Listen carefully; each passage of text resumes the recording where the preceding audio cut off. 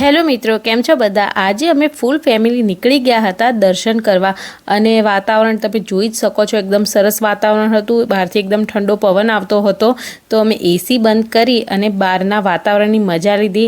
મેં પણ થોડા અહીંયા ફોટો પણ લીધા અને વિડીયો પણ ઉતાર્યો. ભલે હાથમાં ઇન્જરી હતી પણ વાતાવરણની તો ફૂલ મેં મજા લીધી છે. અને અમે ક્યાં જઈ રહ્યા હતા એ આગળ વિડીયોમાં હું તમને બતાવું. થોડો વરસાદ પણ ચાલુ થઈ રહ્યો હતો, પણ બહુ જ મજા આવી. અને અહીંયા વચ્ચે આ એક ફૂડ કોર્ટ આવ્યું હતું, ત્યાં અમે ઊભા રહી ગયા હતા નાસ્તો કરવા. અહીંયા થોડો ઘણો નાસ્તો કરી અને પછી અમે નીકળી પડ્યા હતા માનસ હનુમાન મંદિરે જવા માટે. એ તો તમે બધાએ જોયું જ હશે, આજકાલ રીલમાં બહુ જ આવે છે. અને સનસેટ એકદમ સરસ હતો અને આઝાદી કા અમૃત મહોત્સવવાળી ટ્રેનનો વ્યૂ તો એકદમ સરસ આવ્યો હતો. જો રિયલમાં આ જોઈએ તો એકદમ જ અલગ લાગતું હતું. હવે સંધ્યા સમયે એકદમ સરસ નજારો થઈ ગયો હતો ને વચ્ચે આવી ગયા હતા આ મીઠાના અગરો.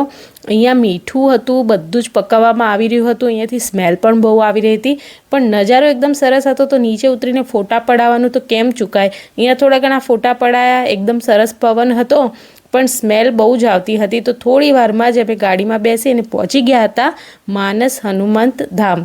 આના વ્લોગ વિડીયો તમે લોકોએ જોયા જ હશે. અમે એક્ઝેક્ટ આરતીના ટાઈમના આસપાસ પહોંચી ગયા હતા. અહીંયા બધું ડેવલપમેન્ટ થઈ રહ્યું હતું, પબ્લિક પણ ખૂબ જ આવે છે. અને સામે હતું ભોજનાલય, જ્યાં તમને વિનામૂલ્યે ભોજન કરવા મળી જ રહે છે. અને દાદાની પ્રસાદી લેવાનું તો ચૂકતા જ નહીં. અહીંયા બધું જ ડેવલપમેન્ટ થઈ રહ્યું હતું. તમે પણ દાદાના દર્શન કરી લો. અહીંયા દાદાને અરજી કરવામાં આવે છે શ્રીફળ ઉપર ચિઠ્ઠી મૂકીને. અમે પછી દાદાની પ્રસાદી લઈ અને ઘરે રિટર્ન થઈ રહ્યા હતા. અને વચ્ચે ફૂમતાજી જોવાનું તો બિલકુલ ભૂલાય જ નહીં. મળીએ બીજા વ્લોગમાં.